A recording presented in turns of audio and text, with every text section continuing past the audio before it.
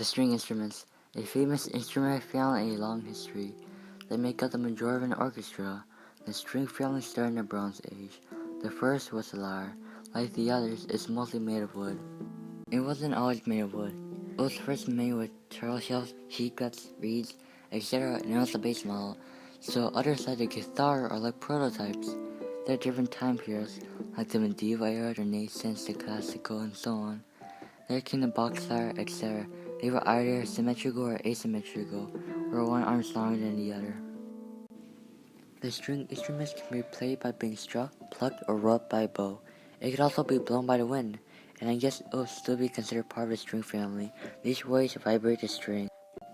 The sound goes to the resonating chamber, which amplifies the sound because the normal sounds aren't that loud. An instrument has many parts to it. The main parts are probably the strings, the neck, and the resonator. The intended effect is to displace the strings from its original position at rest to make it vibrate in complex patterns. Most people might not even consider getting an instrument. There are many pros or advantages to an instrument. Its music could help premature infants and plants grow. It could help people with other dangers in life as well. With some cases of brain damage, hearing loss, and helps recovering patients who have heart attacks or surgery.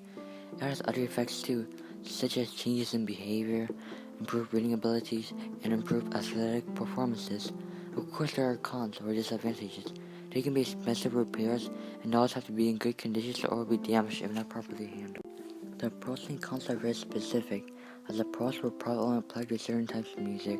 The cons also break down to more details. Too much heat, coldness, or dryness could cause damage.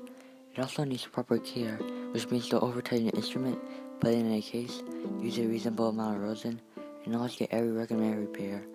Also, each part must be replaced on some kind of basis. So far, the pros aren't that useful unless you know to use the instrument. So all depends on the user, and again, your viewpoint and how useful it is to you. Now, string instruments are pretty much all wooden. The violin wooden, the viola wooden, and the cello wooden, and it continues. The instruments need to be made of natural materials, so it vibrates to create the original sound. Wood is easier to get, carry, and make into parts of metal. Wood is perishable and less durable. It will also need special adjustment and treatment for parts. In spite of this, I think it's best to stick with wood for the time being. String instruments change so much in time. The lyre was the bass instrument, the root of all the others. Other instruments use the bass of one instrument, and then another set of instruments use the bass of the other instruments. Changes were gradually made over time. In the medieval era, string and bow instruments came around with different designs. In the Renaissance, some of the instruments were refined, and some of the earlier ones had more adaptations made to it. The better technology in the classical and 19th century romantic periods allowed for cheaper and mass-produced instruments. In the present 21st century, better technology has only provided us with electric instruments.